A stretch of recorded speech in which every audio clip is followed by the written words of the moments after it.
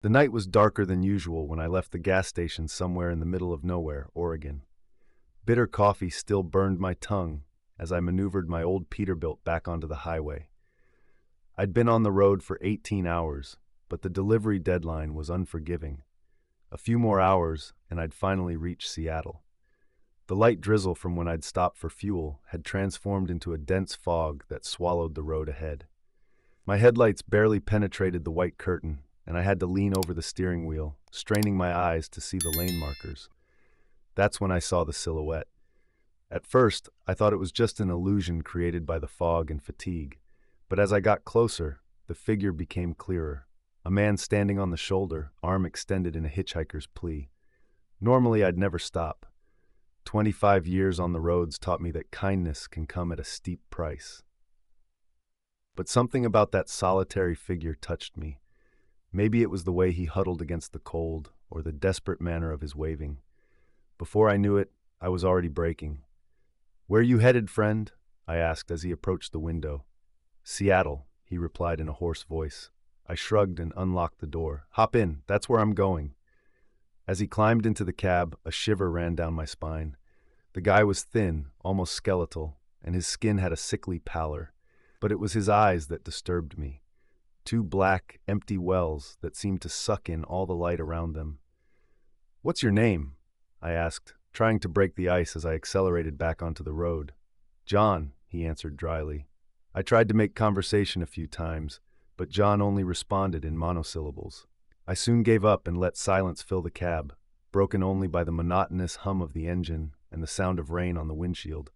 I can't say how much time passed before I noticed something strange. The fog around us seemed to be getting thicker, darker, and despite having my headlights on full beam, I could barely see a few meters ahead. "What the hell kind of weather is this?" I muttered to myself. That's when I heard it, a low, guttural sound coming from the passenger seat. At first I thought John was sleeping and snoring, but when I looked over, my blood ran cold. John was staring at me, his black eyes now glowing with a red, malevolent light. And from his mouth, opened in an unnatural smile, came that sound. A kind of buzzing that grew in volume until it became a high-pitched, inhuman scream. I panicked. I slammed on the brakes, causing the truck to skid on the wet road. John lunged at me, his bony hands closing around my throat. I struggled to break free, but his strength was superhuman. In a final act of desperation, I managed to open the cab door and threw myself out. I rolled across the asphalt, feeling my skin tear with the impact. When I finally stopped, I looked up in time to see my truck disappear into the fog, John's demonic scream echoing through the night. I spent hours lying there on the shoulder, shaking from cold and fear, until another trucker found me and called for help.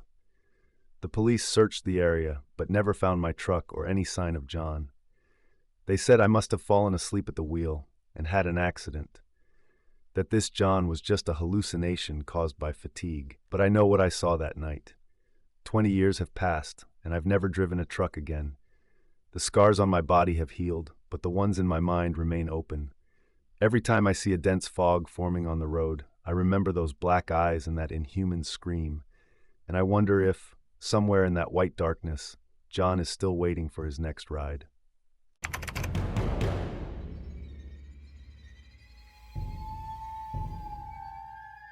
I've been hauling freight across the Southwest for nearly 3 decades, but nothing could have prepared me for that night on Route 50 in Nevada. They call it the loneliest road in America, and let me tell you, it earns that title. Miles and miles of nothing but dusty desert and jagged mountains, with towns so far apart you start to wonder if civilization still exists. It was about 2 a.m. and I'd been driving for 14 hours straight. The endless stretch of desert highway was starting to blur, and I knew I needed to pull over soon or risk falling asleep at the wheel. The moon hung low and heavy in the sky, casting long shadows across the barren landscape. I'd passed the last town, Austin, hours ago, and the next one, Eureka, was still a good 100 miles off. My eyelids felt like they were lined with sandpaper, and the white lines on the road seemed to be moving on their own. That's when I saw it. A truck stop glimmering in the distance like a mirage. At first, I thought it was just my tired mind playing tricks on me, but as I got closer, it became clear as day. A full-service truck stop, all lit up like a Christmas tree in the middle of nowhere. I'd driven this route 100 times and never seen a truck stop here before, but I was too exhausted to question my good fortune. The sign above the entrance read, "Last Chance Truck Stop," in flickering neon letters. As I pulled in, I noticed something odd. Despite the full parking lot, there wasn't a soul in sight. Rows of semi-trucks stood silent and still, but there were no signs of their drivers. The place looked brand new, all gleaming chrome and polished glass, but there was an eerie stillness about it. It was as if someone had built a perfect replica of a truck stop but forgotten to add the people. The air felt thick and heavy, like the moment before a thunderstorm, but the sky above was clear and star-filled. The bell above the door jingled as I entered the diner, but the sound seemed muffled, as if coming from underwater. The air inside was thick and hazy, and it smelled faintly of sulfur and something else I couldn't quite place, something old and musty, like wet earth and decay. Red vinyl booths lined the walls, and a jukebox in the corner played an old country tune I couldn't quite place.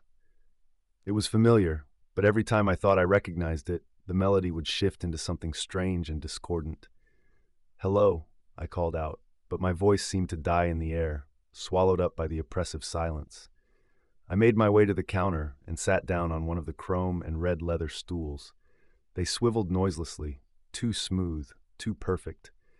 A menu was already there, its laminated surface covered in a thin layer of dust. As I picked it up, movement caught my eye. A waitress had appeared behind the counter, her back to me as she fiddled with the coffee machine. I hadn't heard her approach, hadn't seen her enter. It was as if she had materialized out of thin air. "Excuse me, miss. Could I get a cup of coffee?" My voice sounded strange in my own ears, too loud and yet muffled at the same time. She turned and I had to stifle a scream. Her face was a blur, features shifting and melting like wax under a flame. One moment she looked young, the next old, then something in between. But her eyes were sharp and clear, glowing with an unnatural green light that seemed to pierce right through me. "We've been waiting for you, Tom," she said, her voice a chorus of whispers that seemed to come from everywhere and nowhere at once. I stumbled back, knocking over the stool. It fell in slow motion, the crash when it hit the floor echoing unnaturally. "How do you know my name?" She smiled, or at least I think she did. It was hard to tell with her face constantly morphing. "We know all about you, Tom. We know about the accident." My blood ran cold. The accident. The memory I'd been running from for 20 years. The young family in the station wagon, the patch of black ice, the sickening crunch of metal. I'd been cleared of any wrongdoing, but the guilt had never left me. I saw their faces every time I closed my eyes. "It wasn't your fault, Tom," the waitress continued, her voice almost gentle now, "but it's time to pay your dues." Suddenly, the diner was full of people, or things that looked like people. They all turned to stare at me with those same glowing green eyes. I recognized some of the faces, the man from the station wagon, his wife, their little girl, but they were wrong somehow. Their skin was too pale, their movements too fluid, as if they were underwater. I ran, out of the diner, across the parking lot, back to my truck. The air outside felt thick, like I was wading through invisible molasses. The trucks in the lot had changed. They were older now, rusted and decayed. Some looked like they had been there for decades, slowly sinking into the cracked asphalt. I fumbled with my keys, my hands shaking so bad I could barely get them in the ignition. The engine roared to life, but it sounded wrong, too deep, almost like a growl. In my rearview mirror, I saw them pouring out of the diner. Not just the family from the accident, but others too. Faces I didn't recognize, but all with those same glowing green eyes. I peeled out of there, tires screeching. The truck stop shimmered in my mirrors, like heat rising off the asphalt. For a moment, I saw it as it truly was, an ancient, crumbling ruin, long abandoned to the desert. Then it was gone, swallowed up by the night. I drove non-stop until I hit Reno, my hands shaking so bad I could barely grip the wheel. When I finally pulled over and checked my logbook, my heart nearly stopped. According to the clock, only 15 minutes had passed since I'd first seen the truck stop. I quit trucking the next day. Found a job at a warehouse in Tucson, settled down, tried to forget. But sometimes late at night, I still hear that old country tune playing faintly in the distance. And in my dreams, I see those green eyes, still waiting for me somewhere out there on Route 50. They say there's no running from your past on the loneliest road in America. And let me tell you, friend, they're right. Because out there in the desert night, there are places that shouldn't exist, places where the veil between worlds is thin. And if you're not careful, if you've got debts left unpaid, you might just find yourself pulled into a reckoning you can't escape. So next time you're driving down a lonely highway in the dead of night and you see lights up ahead where no lights should be, think twice before you stop. Some rest stops are better left unvisited, and some dues are better left unpaid. Safe travels, and keep your eyes on the road. The desert is watching, and it never forgets.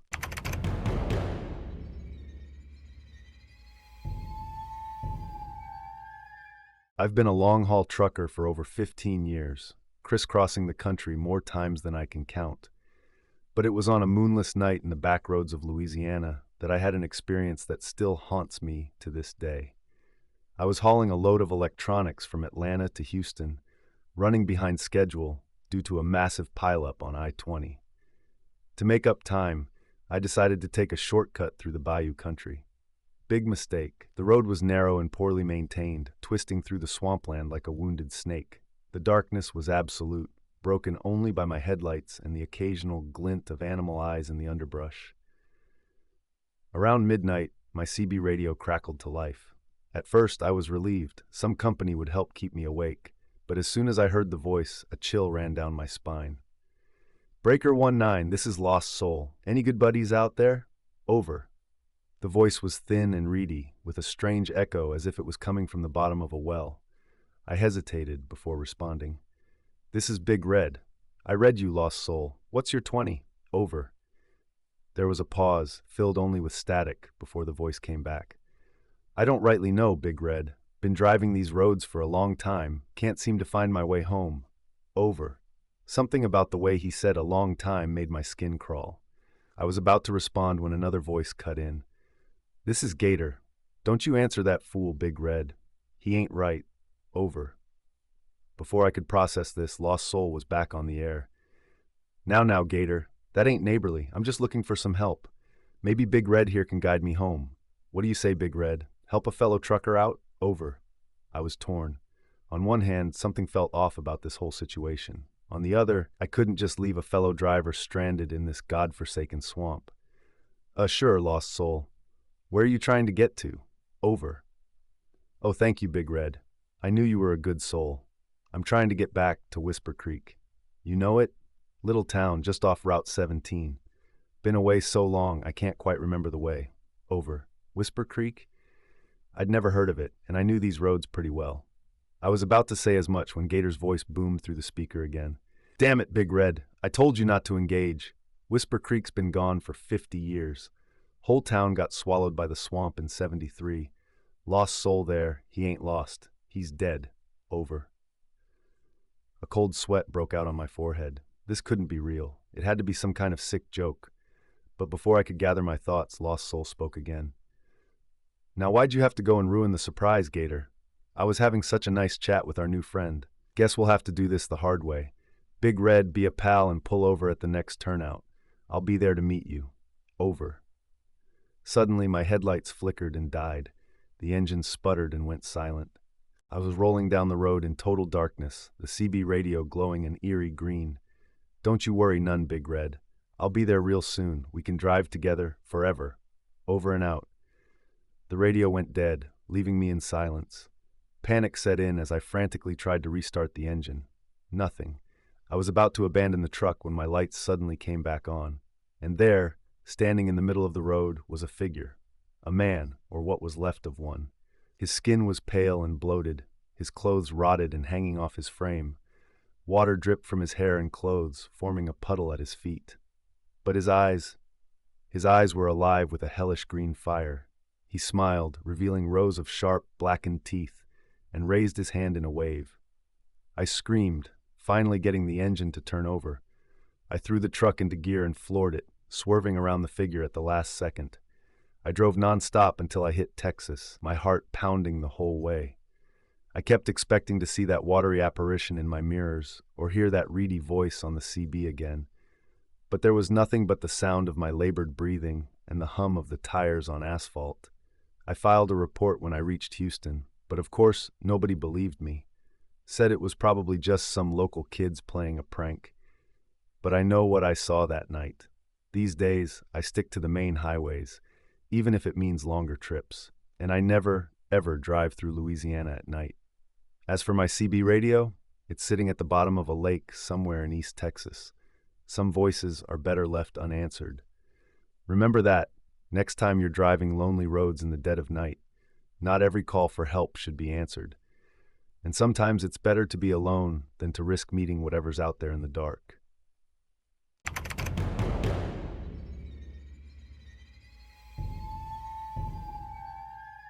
They say the long nights on the road can play tricks on your mind, but I never believed it until that fateful run across the Mojave Desert.